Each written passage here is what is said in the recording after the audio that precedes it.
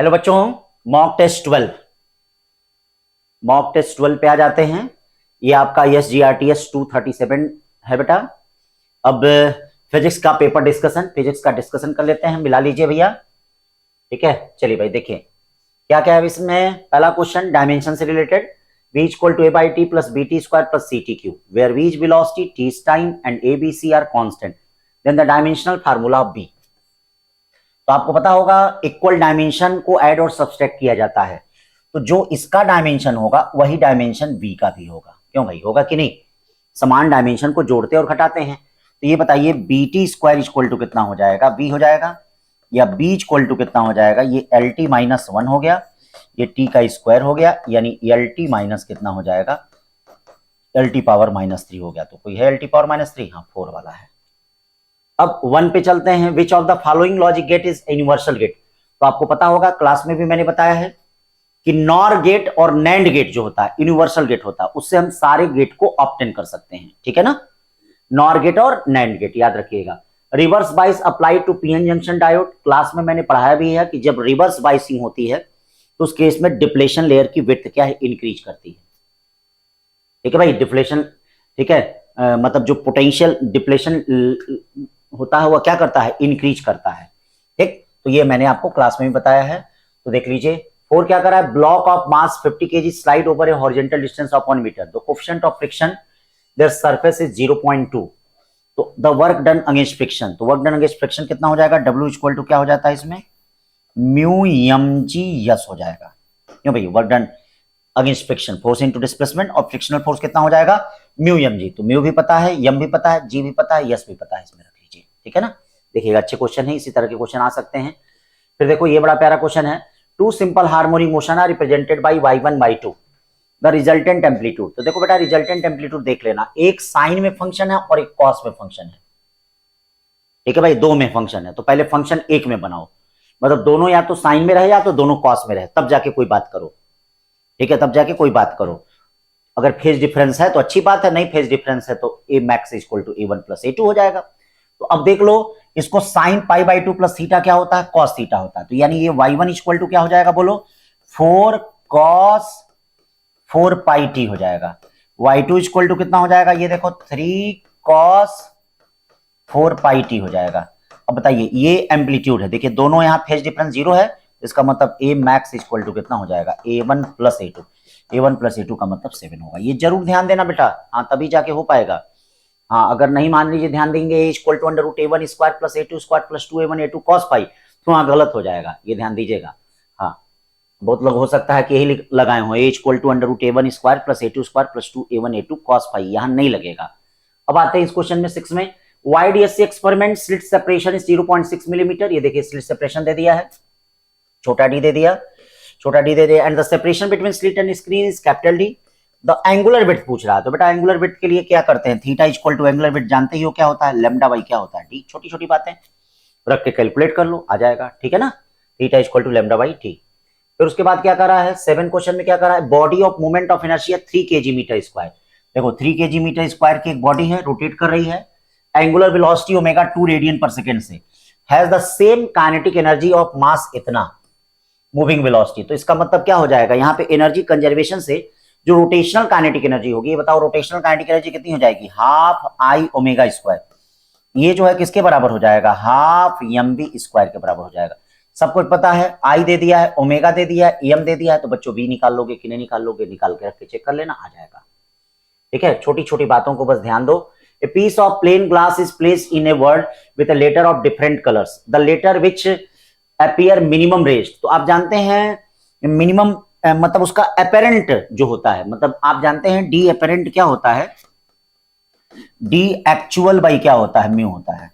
तो जिसका म्यू ज्यादा होगा उसका d apparent कम होगा। तो अब ये बताओ म्यू किसका ज्यादा होता है, म्यू किसका ज्यादा होता है, ये बताइए refractive index, the letter which appear the minimum, अच्छा मिनिमम, तो जिसका म्यू कम होगा, हाँ बेटा उसका डी अपेरेंट ज्यादा होगा, ठीक है। तो मिनिमम रेज जिसका म्यू, अब ये बताइए विच अपीयर मिनिमम रेज्ड आर। तो अब देख लीजिए वेवलेंथ किसकी ज्यादा होती है, बताइए, ठीक है भाई। D apparent equal to D actual by mu, यानी म्यू और डी अपेरेंट में क्या रिलेशन हो गया, म्यू इनवर्सली प्रोपोर्शनल टू क्या हो गया, डी एपेरेंट हो गया। ठीक है भाई, तो ये बताओ क्या करा, which appear minimum raised R, later which appear minimum raised R, तो म्यू जिसका कम होगा उसका अपेरेंट क्या होगा। ठीक है, अब यहां पे म्यू किसका कम होता है, सबसे पहले वेवलेंथ किसकी ज्यादा होती है, वेवलेंथ रेड कलर की ज्यादा होती है, रिफ्रैक्टिव इंडेक्स उसका क्या होता है, कम होता है, तो उस बेसिस पे इसको देख लो। ठीक है ना, तो म्यू लेस देन। फिर उसके बाद 9 में आते हैं, 9 क्या करा, beam of light lambda 600 nanometre from a distant source falls on single slit 1 millimeter wide and the resulting diffraction pattern is observed on the screen 2 meter away. The distance between first dark fringe on either side. तो first dark fringe मतलब आप जानते हैं diffraction pattern मतलब ये distance पूछ रहा है, तो ये डिस्टेंस कितना होता है, बीटा इक्वल टू ये होता है 2 लैम्डा बड़ा डी बाई कितना, छोटा डी, 2 लैम्डा बड़ा डी बाई क्या, छोटा डी। लैम्डा भी पता है, कैपिटल डी भी पता है, स्मॉल डी भी पता है, तो इसका मतलब इसका क्या हो जाएगा, ये 4 हो जाएगा। 9 के बाद ये देखिए 10, 10 क्या है, 10। अब देखिए क्वेश्चन कर्नाट इंजन का आ गया है, वैसे मे भी जैसे अभी जेई का इधर भी पेपर हुआ है, तो कर्नाट इंजन का तो कोई क्वेश्चन नहीं था उसमें, लेकिन एक क्वेश्चन आ गया है, सिलेबस में तो नहीं है, क्लास 11 के एनसीईआरटी में है, तो फार्मूला याद किए रहिएगा, आने की तो उम्मीद नहीं है, लेकिन अब गलती से 1-2 क्वेश्चन को याद आ रहे हैं।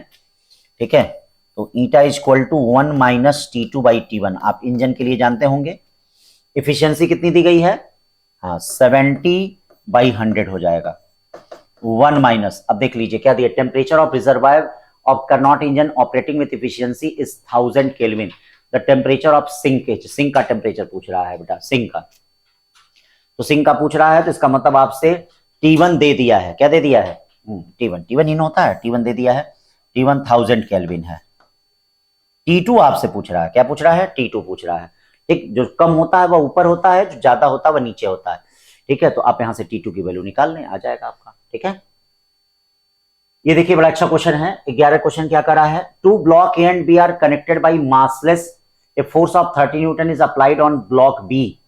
ठीक है, the distance travel by centre of mass of 2 second starting from rest. तो आप एक्सेलरेशन निकाल लें, जैसे डिस्टेंस कितना हो जाएगा, हाफ ACM इंटू टी का स्क्वायर हो जाएगा, ये हो जाएगा, तो आप ACM निकाल लें, तो ACM निकालने के लिए आप लोग निकाल ही सकते हैं, फोर्स अपॉन दोनों का मास होगा, ये देखिए दोनों का मास, यही क्या हो जाएगा, डिस्टेंस हो जाएगा, मतलब S equal to half F upon M1 plus M2 into T का स्क्वायर, ये देखिए half F upon M1 plus M2 into T का स्क्वायर। तो अब इस तरह से आप यहाँ पे मैनेज कर लें, यस की वैल्यू यहां से आ जाएगी। ठीक है ना, फिर क्वेश्चन क्या कहा जा रहा है, the distance travel by particle starting from rest and moving with an acceleration 4/3 metre पर सेकेंड इन थर्ड सेकेंड। तो थर्ड सेकेंड के लिए स्टार्टिंग फ्रॉम रेस्ट यानी U इक्वल टू आप फार्मूला जानते होंगे। ठीक है, A/2 2t माइनस कितना हो जाएगा, 1 हो गया, 2t माइनस 1 का मतलब t की वैल्यू यहाँ क्या दी गई है, 3, तो यस इक्वल टू क्या हो जाएगा, A कितना है 4/3 है अपॉन 2 है, और 2t का मतलब क्या हो जाएगा 3 माइनस 1, यहाँ रख दीजिए, रखने के बाद आप इसको सॉल्व कर लीजिए। ठीक है ना भाई, तो 12 के बाद अब 13 क्वेश्चन देखते हैं। The two nearest harmonic of tube closed eight one and and open at other and, closed eight one and open and other and 220 hertz and 260 hertz. तो इसका मतलब क्या हो जाएगा भैया, इसमें क्या वैल्यू बनेगी, मतलब tube closed eight one and and open at other and, तो टू नियरेस्ट, इसका मतलब क्लोज्ड ऑर्गन पाइप है। क्लोज्ड ऑर्गन पाइप में क्या बनता है बेटा, V/4L बनता है, 3V/4L बनता है। तो ये देखो क्लोज्ड ऑर्गन पाइप में कितना बनता है, पहला क्या बनता है V/4L बनता है, 3V/4L बनता है, 5V/4L होता है। तो कोई भी नियरेस्ट ले लो, जैसे इसका डिफरेंस ले लो, तो इसका डिफरेंस ले लो, चाहे इसका डिफरेंस ले लो, तो ये डिफरेंस कितना आ जाएगा, ये बताओ, फ्रीक्वेंसी का जो डिफरेंस आएगा ये 2V/ कितना आ जाएगा 4L, और इसकी वैल्यू है कितनी, 260 में से 220 जाए, 260 में से 220 जाए कितना हो जाएगा 40। अब क्या कहा जा रहा है, the fundamental frequency of system, fundamental यानी V/4L पूछा जा रहा है, तो V/4L का मतलब क्या हो जाएगा, ये देखो V/4L ही तो फंडामेंटल होगा, देखो ये फंडामेंटल V/4L ही तो होगा, V/4L होगा, V/4L कितना हो जाएगा 20 हो जाएगा, ये देखो 20 हर्ट्ज हो गया, 13 का 1 आ गया। 13 के बाद 14 पे चलते हैं, क्या करा है, मोनोक्रोमेटिक लाइट ऑफ फ्रीक्वेंसी इतना, produce by laser the power of emitted इतना, द नंबर ऑफ फोटॉन। तो बेटा इसके लिए मैंने आपको क्लास में भी बताया है और इंपॉर्टेंट क्वेश्चन हो सकता है बन भी जाए। तो आपको एन निकालना, N H C upon lambda T, N by T निकालना है। Power equal to energy upon time होता है, तो आपको एन बाई टी निकालना है। एन बाई टी के लिए क्या करेंगे, एन बाई टी के लिए power P lambda upon H C. H भी पता है, पी भी पता है, लेमडा भी पता है, तो याद रखना है फ्रीक्वेंसी है, तो बहुत तामझाम नहीं करना है। चलो तुमको बहुत तामझाम नहीं करना। एच न्यू, तो N by T equal to कितना हो जाएगा, पी अपॉन कितना हो जाएगा, एच न्यू। एच भी पता है, न्यू भी पता है, पी भी पता है, रख दो आ जाएगा। 14 के बाद 15 क्वेश्चन देखो, बड़ा अच्छा क्वेश्चन है। ठीक है, electric dipole placed an angle 30 degree, बड़ा इंपॉर्टेंट भी है ये, जैसे बहुत इंपॉर्टेंट, नीट में कई बार आ चुका है, फिर भी आ सकता है, भले ही पिछले साल आया था, फिर आ सकता है। The charge on the dipole if the dipole length है जितना, तो टाउ इक्वल टू देख लो कितना होता है। कोई भी डाइपोल अगर किसी इलेक्ट्रिक फील्ड में रखा जाता है तो उस पर टॉर्क कितना लगता है, टाउ इक्वल टू क्या होता है, पीई साइन थीटा। हाँ थीटा याद रखना, थीटा इलेक्ट्रिक फील्ड से है, अगर इलेक्ट्रिक फील्ड से नहीं होगा, वर्टिकल से होगा तो cos 30 हो जाता है। तो टाउ इक्वल टू पी कितना होता है, क्यू इंटू यल, यल का मतलब डाइपोल की लेंथ, ई साइन थीटा। तो देखो क्या पूछा जा रहा है, यल दे दिया है, ई दिया है, टाउ दिया है, थीटा दिया है, यहां से क्यू की वैल्यू निकाल लो, क्यू की वैल्यू आ जाएगी। ठीक है ना। 15 के बाद चलते हैं 16 क्या कर रहा है, work done forming liquid drop of radius R is W1 and that of radius 3r is W2, the ratio of work done. तो बेटा वर्क डन आप जानते हैं W1 इक्वल टू क्या होता है, T इंटू डेल्टा ए होता है। तो अगर T इंटू डेल्टा ए का मतलब क्या होता है, 4 पाई r का स्क्वायर, और नीचे W2 कितना हो जाएगा, ये ध्यान दीजिएगा, T इंटू कितना, T इंटू, अब इसमें क्या है, एरिया कहां से, मतलब 0 से लेके 3r तक फॉर्म कर रहे हैं, r से 3r नहीं है। ठीक है, मतलब एक r तक है, ये अलग 3r तक है, मतलब 0 से r वह है, 0 से 3r ये है, r से 3r नहीं है। हाँ ध्यान देना, r से 3r नहीं है, 0 से 3r ही कह रहा है। And that of radius 3r is W, तो इसका मतलब ये क्या हो जाएगा, 4 पाई 9r स्क्वायर। ये केयर करिएगा लैंग्वेज भैया, 1/9, हाँ नहीं तो उल्टा पुल्टा मार के चले आएंगे। ठीक, तो 1/9 हो जाएगा। 16 को सब एक एक लाइन के क्वेश्चन है बेटा, ताकि आपको कहीं समस्या, इसी तरह का नीट का पैटर्न मिलेगा, इसी तरह का नीट का पेपर मिलेगा बेटा, सब एक एक लाइन के क्वेश्चन, फार्मूले आप जल्दी जल्दी रिवाइज करें। इधर के जितने भी टेस्ट होंगे इसी तरह से एक लाइन में आप उसको सोल्यूशन करें, अपने आप को जांचें और परखें। ठीक है, कि आपकी तैयारी क्या है, फार्मूले आप समझ पा रहे हैं कि नहीं, लैंग्वेज समझ पा रहे हैं नहीं, कि जो टेस्ट इधर के हो रहे हैं, एक एक लाइन के क्वेश्चन है, सब शानदार तरीके से दीजिए, शानदार आपका रिजल्ट आएगा, जबरदस्त रिजल्ट आएगा। हमेशा एक बात याद रखना बेटा, कभी मन में शंका नहीं की जाती है कि मेरा क्या होगा, मेरा सिलेक्शन होगा कि नहीं होगा। अगर आप मेहनत कर रहे हैं तो उसका फल अच्छा मिलेगा, किसी न किसी रूप में मिलेगा बेटा। हमेशा एक बात याद रखिएगा, आइंस्टीन साहब कहते हैं एनर्जी कंजर्व है, तो अगर आप अच्छा कर रहे हैं तो आपके साथ अच्छा होगा, आप अच्छे हैं तो आपके साथ अच्छा होगा, किसी रूप में अच्छा हो, किसी में थोड़ा देर लग जाता है, किसी में थोड़ा क्या है समय लग जाता है, क्योंकि आप जानते हैं भैया परीक्षा होती है, परीक्षा कठिन होती है, प्रभु कभी परीक्षा लेने लगते हैं, परीक्षा उन्हीं के लिए जाती है भैया जो लोग अच्छे होते हैं। ठीक है भाई, जैसे मेडिकल नीट की परीक्षा में परीक्षा वही लोग दे रहे हैं जो पढ़ने वाले हैं, जो पढ़ने वाले नहीं है वह कहाँ पेपर दे रहे हैं, कहीं पेपर नहीं दे रहे हैं। तो इसीलिए पेपर अच्छा करिए, बेस्ट करिए। फिर कह रहा particle move for 20 second with the velocity 3 metre पर सेकंड एंड देन वेलोसिटी, देखिए सब टाइम इंटरवल सेम है, यहां भी देखिए टाइम इंटरवल सेम है। तो जब भी टाइम इंटरवल सेम होता है तो एवरेज वेलोसिटी निकालने के लिए कोई बहुत टेंशन लेने की जरूरत ही नहीं है।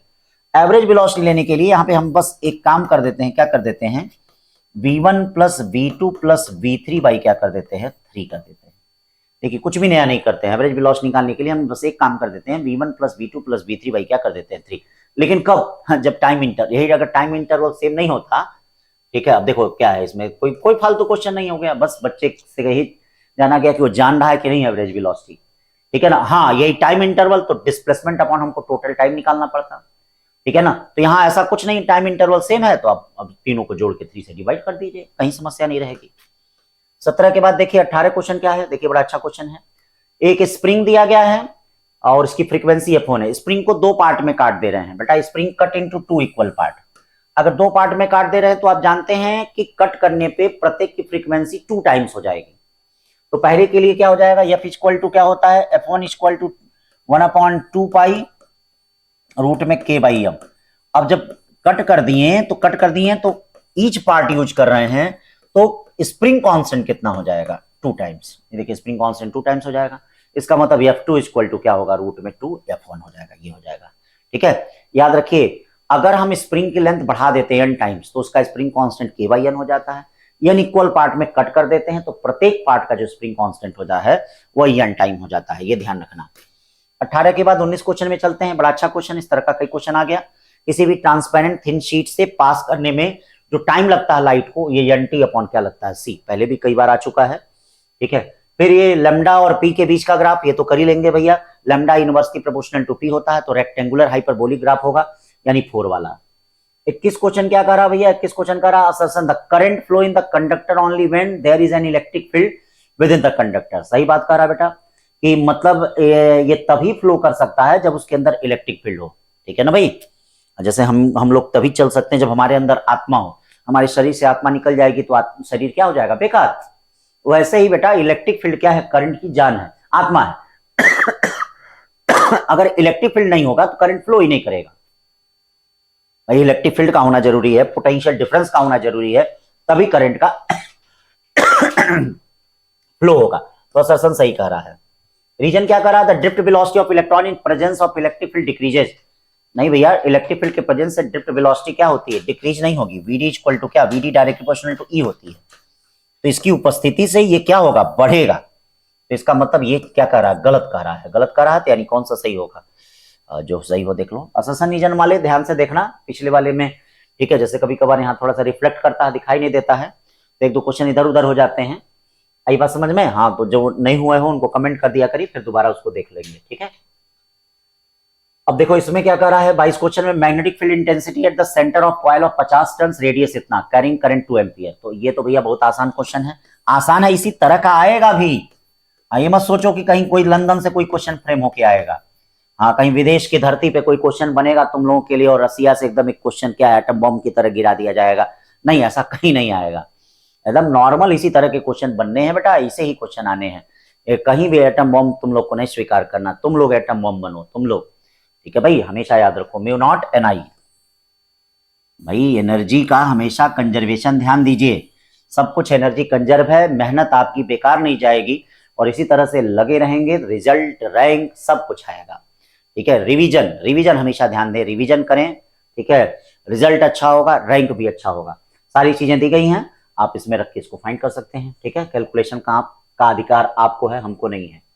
अब ये नहीं कि सर आपको तो कैलकुलेशन ही नहीं करना पड़ता है, आप तो क्या है उसी तरह से उड़ जाते हैं, दूर नहीं जाते हैं। सब काम आप लोग करिए, लड़ाई आप ही लोग को करनी है।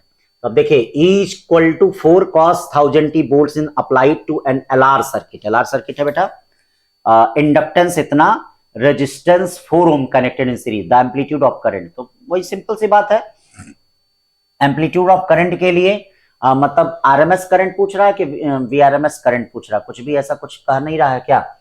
तो चलो कोई बात नहीं है, एम्पलीट्यूड ऑफ करंट पूछ रहा है तो एम्पलीट्यूड ऑफ करंट का मतलब वही होगा, मैक्सिमम करंट ही होगा, क्योंकि एम्पलीट्यूड क्या होगा, ये भी एम्पलीट्यूड ही है। तो आई नॉट इक्वल टू क्या यूज कर लेते हैं, B naught upon Z use कर लेते हैं। बी नॉट कितना हो गया 4, जेड कितना हो जाएगा, जेड का मतलब क्या हो गया, एक्सएल का स्क्वायर प्लस आर का स्क्वायर। अब देखिए 4 अपॉन एक्सएल तो निकालना आपके दाएं हाथ का खेल है, कैसे, ओमेगा एल, दाएं हाथ का मतलब समझ रहे हैं ना। हाँ, अब ये ना कोई कहे सर मैं बाएं हाथ से, तो ओमेगा एल का whole square plus R square, सारी वैल्यू रख देंगे, जरूर आ जाएगा। कैलकुलेशन करने का अधिकार सिर्फ आपको है, ये याद रखिएगा, ठीक है। और कैलकुलेशन कैलकुलेटर से नहीं, ठीक है, अपने हाथों से कैलकुलेशन करिए। The displacement of particle as a function of time T. फिर कह रहा है कि मैग्नीट्यूड ऑफ वेलोसिटी बताइए अगर इसका एक्सेलरेशन 0 है। बड़ा अच्छा क्वेश्चन है भैया, पुराना आया हुआ भी नीट का क्वेश्चन है। तो एक्सेलरेशन 0 करके पहले हम टाइम पता कर लेते हैं और उसी टाइम पे वेलोसिटी निकाल लेते हैं। चलिए एक बार डिफरेंशिएट करेंगे तो वेलोसिटी निकलेगी, डिफरेंशिएशन में तैयार, 3t का स्क्वायर माइनस 12t प्लस 3, ये डिफरेंस। एक बार और डिफरेंशिएशन कर दीजिए, 6t माइनस 12 हो गया, करा एक्सेलरेशन 0 है, एक्सेलरेशन 0 का मतलब t इक्वल टू क्या हो गया 2। अब t इक्वल टू 2 सेकंड पे जरा वेलोसिटी देख लेते हैं, t इक्वल टू 2 सेकंड पे वेलोसिटी आई, t इक्वल टू 2 सेकंड में वेलोसिटी देख लेते हैं, ठीक है। तो वेलोसिटी कितनी हो जाएगी जरा देख लीजिए, 3 2 2 कितना होगा, 4 3 12 माइनस 24 और प्लस कितना हो जाएगा 3, तो ये क्या 12 3 15 15 9 24, तो -9 आना चाहिए, -9 नहीं है तो इसका मतलब 9 को ही टिक कर देंगे हम लोग, ठीक है ना। हाँ, -9 नहीं है तो 9 को ही टिक कर देंगे। अब आ जाइए इसमें, देखिए ये क्या कहना चाह रहा है, bending of wire does not affect electrical resistance. सही बात है भैया, रेजिस्टेंस पे देखो कौन कौन से फैक्टर इफेक्ट कर रहे हैं, R equal to rho L by A. A जो होता है बेटा एरिया ऑफ लूप नहीं होता है, area of cross section of wire होता है। ध्यान देना, area of cross section of, हाँ वायर होता है। ये देखिए ए जो होता है वह area of cross section of wire होता है।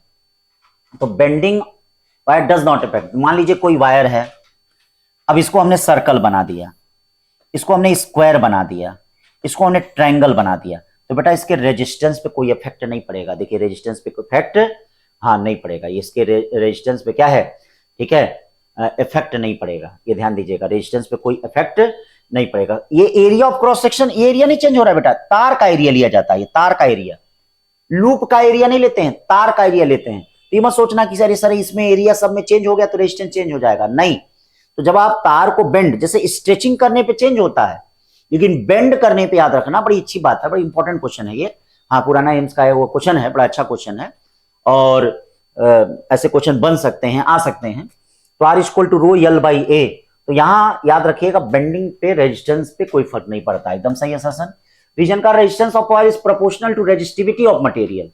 अब हाँ सही बात है, R directly proportional to rho के तो होता ही है, रो एल बाई ए ही होता है। तो मतलब रेजिस्टेंस जैसे नेचर ऑफ मटेरियल पे भी डिपेंड करता है, तो सही बात है। लेकिन ये इसका करेक्ट एक्सप्लेनेशन नहीं होगा, इसमें जैसे गलत दे दिया है, इसको मैं सुधार करना चाहूंगा कि assertion is correct, reason is correct, reason is not a correct explanation for assertion. तो इसका मतलब दो वाला होना चाहिए इसको, ठीक है ना। हाँ क्योंकि ये इसकी बात को नहीं कर रहा, रो नेचर ऑफ मटेरियल में चला जाएगा, रो किस में चला जाएगा, नेचर ऑफ मटेरियल में चला जाएगा। तो इसको ये सर्टिफाई नहीं कर रहा, मतलब दोनों सही है लेकिन करेक्ट एक्सप्लेनेशन नहीं होना चाहिए, ठीक है ना। तो इसमें सुधार कर लीजिएगा। अब देखिए इसमें 26 का रहा, the wavelength of light diminish mu times in medium from inside water. Dive looks an object whose natural color is green. He sees that object as, तो बेटा मैंने आपको क्लास में बताया था कि जो कलर होते हैं वो फ्रीक्वेंसी पे डिपेंड करते हैं, वेवलेंथ पे नहीं डिपेंड करते हैं। कलर किस पे डिपेंड करते हैं बच्चा, फ्रीक्वेंसी पे डिपेंड करता है, वेवलेंथ पे नहीं। एक मीडियम से दूसरे मीडियम में जाने में फ्रीक्वेंसी कांस्टेंट रहती है, एक मीडियम से दूसरे मीडियम में जाने में फ्रीक्वेंसी कांस्टेंट होती है। तो इसीलिए अगर हरा कलर है तो हरा ही दिखेगा, लाल कलर है तो लाल। तो है क्या यहाँ पे, हरा। ये सब क्लास में डिस्कस हुआ है सारी चीजें, ठीक है ना, सब क्लास में डिस्कस हुआ है, सब क्लास में एक एक चीज मैंने डिस्कस किया है। फिर उसके बाद देखिए करा है, गैस इज कंप्रेस्ड ऑन ए, देखिएगा बड़ा अच्छा क्वेश्चन है, बन सकता है इस साल। A gas is compressed at constant pressure of इतना, फ्रॉम वॉल्यूम इतने से इतने तक, energy 100 joule is then added to the gas by heating, then internal energy is, तो इंटरनल एनर्जी इस कंडीशन में क्या हो जाएगा बेटा, तो इंटरनल एनर्जी पूछा जा रहा है। तो ये आप जानते हैं डेल्टा यू इक्वल टू कितना होता है, डेल्टा क्यू माइनस कितना होता है, डेल्टा डब्ल्यू होता है, ठीक है ना। तो अभी बताइए वॉल्यूम डिक्रीज कर रहा है 10 मीटर क्यूब से, तो ये वैल्यू क्या हो जाएगी, प्लस हो जाएगी। देखिए एक फायदा में आ गए आप, तो जब ये वैल्यू प्लस आ जाएगी वॉल्यूम डिक्रीज करने से, तो पूरा सिस्टम क्या करेगा, आइए एनर्जी ऐड हो रही है तो ऐड हो रही है तो भी पॉजिटिव होगी। आइए पी डेल्टा भी यानी डेल्टा क्यू इक्वल टू क्या हो जाए, देखिए प्लस लगा दिए हैं, अब मत माइनस लगाइएगा, यही सब चीजें गलत होती हैं, यहाँ लगा दिए हैं ना भाई, वॉल्यूम डिक्रीज कर रहा है, तो यहाँ आप ये मॉड वैल्यू लीजिएगा, मॉड वैल्यू V2 माइनस हाँ V1 मॉड वैल्यू लीजिएगा। हाँ क्योंकि यहाँ पे हमने देखिए माइनस साइन लगा दिया, अभी नहीं कि यहाँ भी करिए फिर यहाँ भी माइनस ले लीजिए फिर माइनस आ जाए, ऐसा नहीं। तो इसी का माइनस हमने यहाँ लगा के प्लस कर दिया है। अब इससे का मतलब क्या है, प्लस वैल्यू आने से इसका मतलब बढ़ेगा, इंक्रीज बाई इतना हो जाएगा, देख लेना।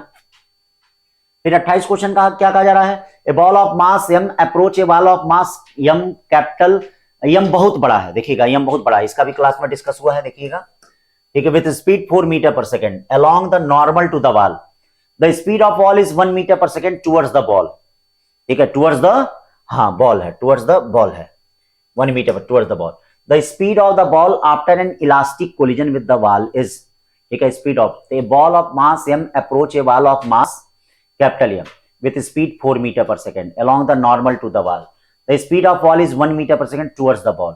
मतलब इस तरह से कहने का मतलब जैसे एक दीवार है बेटा, इधर ये देखो ये दीवार है, ये हो गई दीवार, ये आ रही है 1 मीटर पर सेकेंड से, इसका मास बहुत ज्यादा है, ये छोटा छोटा बाल, इसका मास क्या है बहुत कम, ये 4 मीटर पर सेकेंड है, दोनों कोलाइड कर रहे हैं, इलास्टिक कोलिजन कर रहे हैं। कोलिजन के बाद आपको इसकी स्पीड बतानी है, किसकी, बॉल की स्पीड बतानी है, ठीक है। तो after collision elastic collision the wall is, अच्छा नहीं, the speed of the ball after elastic collision, speed of ball ही बतानी है बेटा।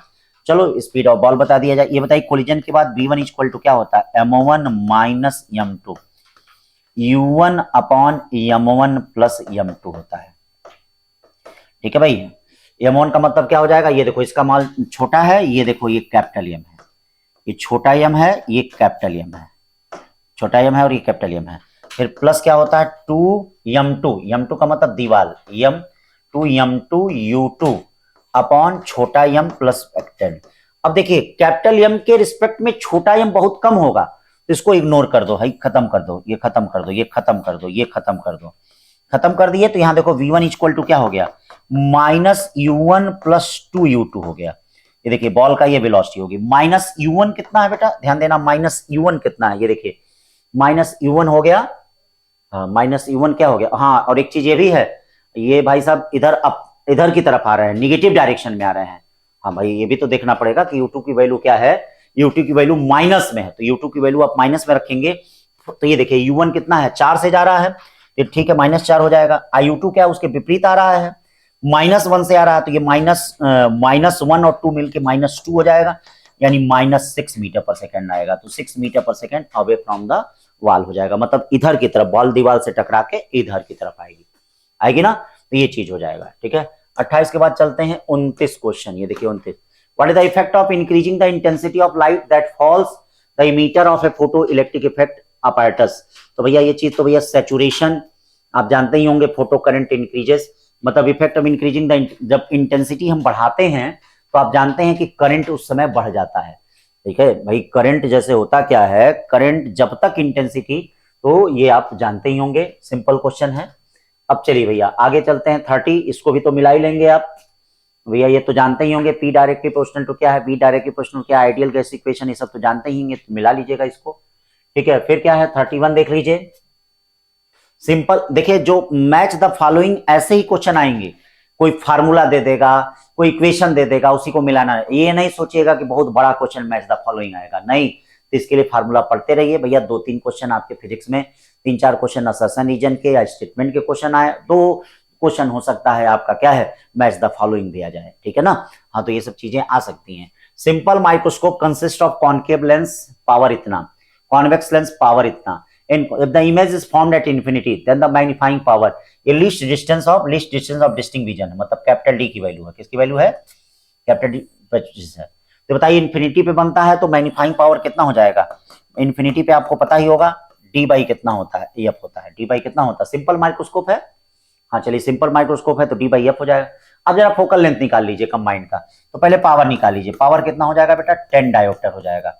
ठीक है, एफ इक्वल टू क्या होता है, ये देखिए 100/10 का मतलब कितना हो जाएगा, हाँ डायोप्टर को सेंटीमीटर में हमने चेंज किया, 10 सेंटीमीटर हो जाए। ये देखिए डी कितना है 25 है, और ये देखिए 10 है, यानी 2.5 आ जाएगा। बड़े अच्छे क्वेश्चन है, सब क्वेश्चन गलत ना हो, हाँ सिंपल सिंपल सब छोटे छोटे क्वेश्चन है बेटा। इसको भी तो मिला ही लेंगे आप लोग, 32 वाला भी। काइनेटिक एनर्जी जानते ही है भाई, लड़का दौड़ता है, पोटेंशियल एनर्जी स्प्रिंग में होता है, कोलिजन जानते हैं इलास्टिक होता है, पावर क्या होता है, वाट होता है। ठीक है, तो ऐसे क्वेश्चन। फिर क्या करा, एस्ट्रोनॉमिकल टेलीस्कोप है the objective and eyepiece power इतना, what will be the magnifying power. बेटा क्लास में पढ़ाते वक्त हमने बताया है मैग्नीफाइंग पावर जो होता है वह फोबाई होता है, फोफी बताया था, याद है ना, हाँ। लेकिन यहाँ आप जानते हैं फोकल लेंथ जो होता है पावर का इनवर्सली प्रोपोर्शनल होता है, तो इसको पी बाई पो कर दीजिए, ठीक है, पी बाई पीओ कर दीजिए, ये कर दीजिए, मतलब एफ इनवर्सली प्रोपोर्शनल होता है। तो ये क्या हो जाएगा, आईपीस का पावर, आईपीस का पावर कितना दिया है बेटा, 20 दिया है, और ये क्या हो जाएगा 0.5 हो जाएगा। ठीक है, अब इसको आप डिवाइड कर दीजिए, इसको 20/0.5 यानी 40 के करीब आएगा, किसके करीब आएगा, 40 आएगा, 40 के करीब नहीं 40 ही आएगा। 34 का रहा बच्चा, 34 क्या करा, if a small amount of antimony added to germanium crystal, तो क्या हो जाएगा भैया, there will be more free electrons than hole in the semiconductor. सब छोटी छोटी चीजें हैं, ये सब तो आपके दाएं हाथ का खेल होगा, ये भी कर ले जाएंगे। याद रखिएगा कूल्ड हो रहा है यानी टेम्परेचर डिक्रीज हो रहा है, तो टेम्परेचर डिक्रीज होने पे मेटल का रेजिस्टेंस घटता है और सेमीकंडक्टर का रेजिस्टेंस बढ़ता है। तो देख लीजिएगा क्या होगा, कॉपर मेटल हो गया तो कूल हो रहा है, तो कॉपर का क्या करेगा, डिक्रीज करेगा, और सिलिकॉन का एक minute, the piece of copper and silicon are pulled from T1, the resistance of, तो रेजिस्टेंस कॉपर का डिक्रीज करेगा और सिलिकॉन का क्या करेगा, इंक्रीज करेगा। सही बात है, ये देखिएगा बड़ा अच्छा क्वेश्चन है, पिछले साल आया था, हो सकता है फिर बन जाए। ठीक है, long spring is stretch by 2 centimetre, तो स्ट्रेच बाई 2 सेंटीमीटर, इसका मतलब यू इक्वल टू क्या हो जाएगा, हाफ के, ये देखिए 2 का स्क्वायर हो गया। अब यहाँ देखिए यू डैश इक्वल टू क्या हो जाएगा, हाफ के, देखिए 10 का स्क्वायर हो जाएगा, 10 का स्क्वायर का मतलब के कट गया, यानी u by U dash equal to क्या हो जाएगा, 2 2 4 10 10 कितना हो गया 100। 100 का मतलब क्या हो गया 25, या u डैश इक्वल टू 25 हो जाएगा। ठीक है ना बेटा। तो ये हो गया 26 के बाद 36 के बाद 37 पे चलते हैं। क्या कह रहा 37 refractive index of material of plano concave lens, plano concave lens, the radius of curvature is 0.3 metre, the focal length of lenses, तो focal length of lens 1/f equal to mu minus 1 upon r1 का मतलब infinity minus plano concave lens है तो plano concave lens ये देखिए, हाँ मतलब जाहिर सी बात है कि बताना चाह रहा है कि हम माइनस में ही आएंगे। म्यू 5/3 दिया ही है, देखिए म्यू 5/3 दिया है, रेडियस ऑफ कर्वेचर ये देखिए मीटर में दिया ही है, सबको रख दीजिए फोकल लेंथ आ जाएगा। ठीक है ना। 37 के बाद 38 for elastic collision between the spherical rigid body linear momentum conserve रहता है। आप जानते हैं इन इलास्टिक कोलिजन में लीनियर मोमेंटम कंजर्व रहता है। 39 क्या करा, radii of circular orbit of two satellite A and B अर्थात 4r and r respectively, if the speed of satellite is 3v then the speed of satellite v। तो आप जानते हैं कि स्पीड ऑफ सैटेलाइट क्या होता है, vo inversely proportional to 1/r होता है। तो पहले केस में क्या करा, the speed of satellite is 3v है इनटू क्या हो गया 1 क्या हो गया 4r। ये देखिए ये क्या हो जाएगा v dash inversely proportional to 1 कितना हो गया √r। तो अब यहाँ 4 का स्क्वायर रूट करेंगे 2 और 3 से मल्टीप्लाई होगा यानी 6 भी आ जाएगा। कितना आ जाएगा 6 भी आ जाएगा। 40 देखिए बड़ा अच्छा क्वेश्चन है, क्लास में सब डिस्कस हुआ है। किसी भी रेजिस्टेंस को अगर हम खींचते हैं उसके लेंथ को बढ़ाते हैं तो उसका रेजिस्टेंस n स्क्वायर टाइम्स हो जाएगा। कितना हो जाएगा n स्क्वायर टाइम मतलब 2 हो जाएगा। 40 का कितना हो जाएगा 2। ठीक है। At what angle the horizontal should a body projected so that the horizontal is equal to maximum height. तो मैक्सिमम हाइट कितना होता है बेटा, देखिए मैक्सिमम हाइट होता है u square sine square theta by 2g, और ये देखिए क्या होता है u square 2 sine theta cos theta by क्या होता है g होता है। ठीक है ना भाई। ये देखिए रेंज होती है दोनों आपस में बराबर है, सॉल्व करेंगे तो ये आपका थीटा इक्वल टू 10 इनवर्स 4 आ जाएगा। ठीक है। काफी अच्छा क्वेश्चन है, नीट में आया हुआ है, फिर आ सकता है। ये देखिए ये बड़ा प्यारा question, steel wire of cross section area इतना मैक्सिमम स्ट्रेन दे दिया। अच्छा स्ट्रेन का मतलब ये देखिएगा डेल्टा L/L की वैल्यू दे दिया है, और यंग मार्वलस स्टील इतना दे दिया मैक्सिमम मार्क्स। तो y इक्वल टू क्या है होता है स्ट्रेस। स्ट्रेस क्या होता है, स्ट्रेस का मतलब क्या हो गया mg/a और डेल्टा L बाई कितना हो गया L। तो यहां से देखिए m की वैल्यू पूछ रहा है, m इक्वल टू क्या हो जाएगा YA डेल्टा L/L/g। y भी पता है, a भी पता है, डेल्टा L/L भी पता है, g भी पता है, सब दिमाग से रखो, आंसर आएगा धन से, धन तन।